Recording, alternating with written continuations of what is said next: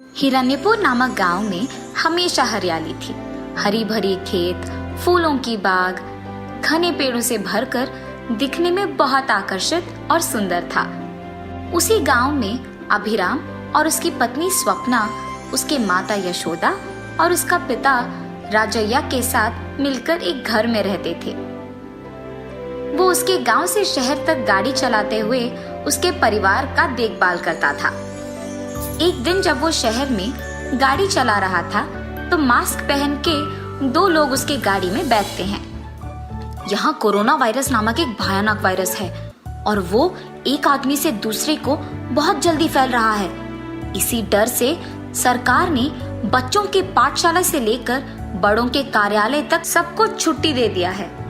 हाँ, मैंने भी सुना है। जब तक ये वायरस पूरी तरह से चले नहीं जाता है, हमें भी हमारे गांव में रहना होगा, यहाँ नहीं आना चाहिए।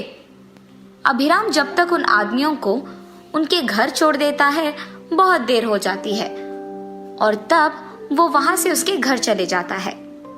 अगली सुबह वो अखबार में भी पढ़ता है कि कोरोना वायरस नामक एक भयानक वायरस बहुत तेजी से फैल रहा है और घर से बाहर निकलना सुरक्षित नहीं है और सभी को चेतावनी देते हुए मास्क पहन के घर पे रहने के लिए सरकार कहती है।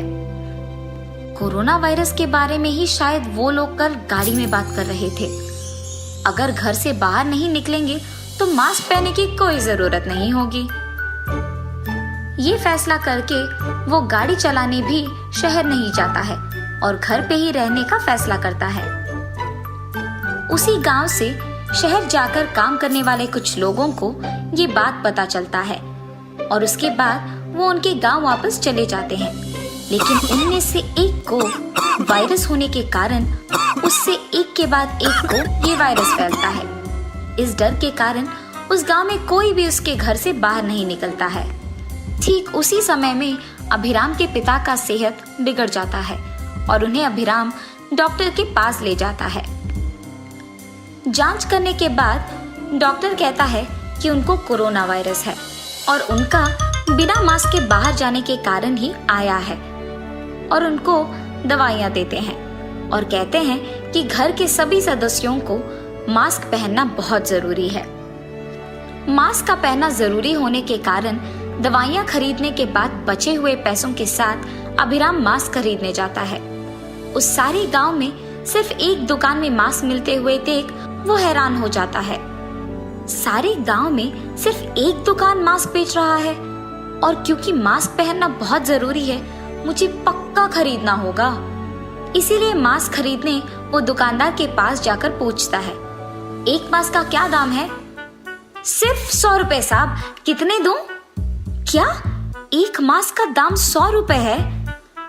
जी, इस पूरे गांव में सिर्फ मेरे दुकान में मास्क मिलेगा, इसीलिए मैं जितने में बेचता हूँ उतने में ही तुम्हें लेना होगा।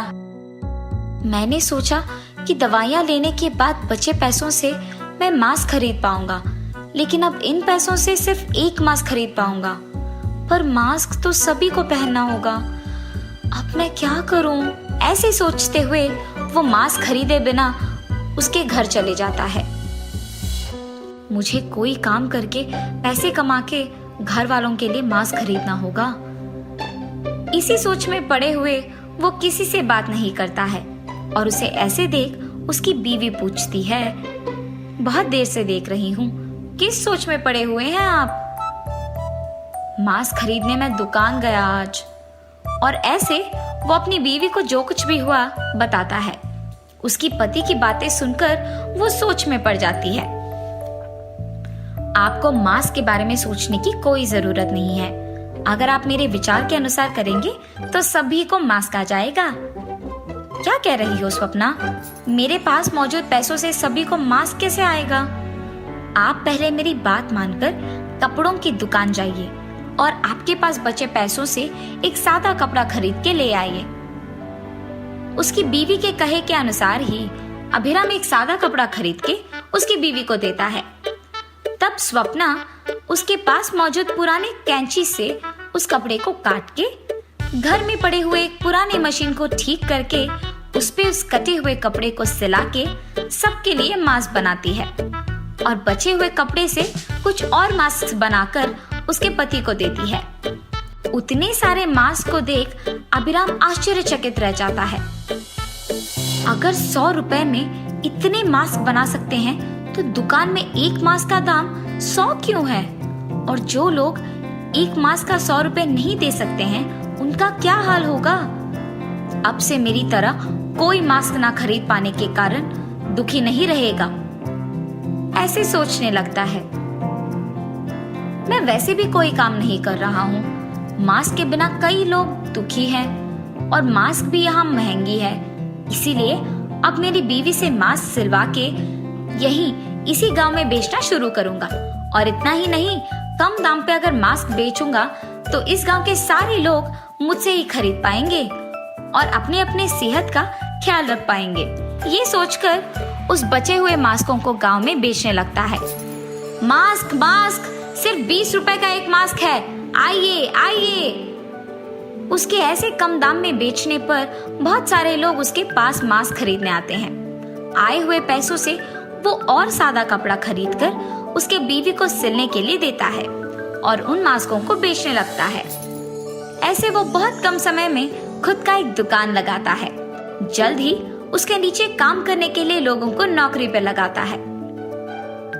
एक दिन जब अभिराम मास्क बेच रहा था तो उस गांव के दुकानदार उसे देखता है। एक समय में मेरे पास मास्क खरीदने के लिए पैसे भी नहीं थे इस आदमी के पास, और अब इसने खुद से एक दुकान लगाया है।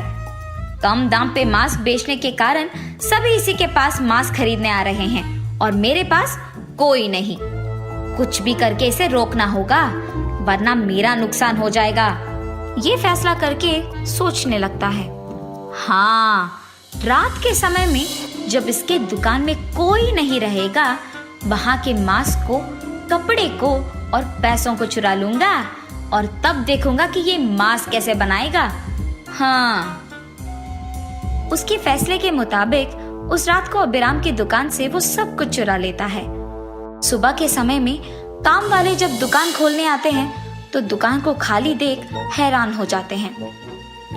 अरे बाप रे, किसी ने यहाँ से हमारी चीजें चोरी कर लिया है। अभिराम वो सब देख बहुत दुखी होता है।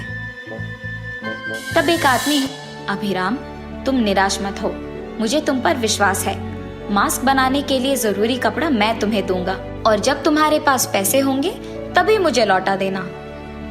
ऐसे उसे कपड़ा मिलने पर वो वापस उन्हें सिलाता है और मास्क बनवाता है और उसे हमेशा की तरह बेचने लगता है। ऐसे बहुत दिन बीत जाते हैं। कुछ दिन बाद मास्क को बेचकर आए हुए पैसों को जमा करके अभिराम उस आदमी को लौटा देता है और हमेशा की तरह उसका व्यापार करते हुए खुश रहता है। अभिराम को हमेशा की तरह व्यापार करते हुए देख वो दुकानदार चौंक जाता है। वो इंसान मेहनत से काम करते हुए ईमानदारी से उसका व्यापार चला रहा है, इसीलिए मेरी चोरी करने के बावजूद वो उसके दुकान को चला पा रहा है। अगर मैंने उसके दुकान से चुराए हुए मास्कों को अपने दुकान में बेचा तो लोगों को पता चल जाएगा कि मैंने ही चोरी किया है और उन मास्कों का कोई उपयोग नहीं होगा। इससे बेहतर तो यही होगा कि मैं उस आदमी के पास जाकर उसे सच बताकर उसके सामान उसे लौटा दूं। तब ये मास्क बेकार में नहीं जाएंगे और अभिराम को भी समझ आएगा कि मैं सुधर गया हूँ। उसके फैसले के मुताबिक दुकानदार अभिराम के पास जाकर उसे सब सच बता देता है और उससे माफी मांगता है और तो और उसके मास्क भी लौटा देता है। अभिराम उसके चुराए हुए मास्क को वापस पाकर बहुत खुश होता है और वो हमेशा की तरह मास्क बनाते हुए उन्हें कम दाम पे बेचते हुए अपने परिवार के साथ खुशी से जीता है।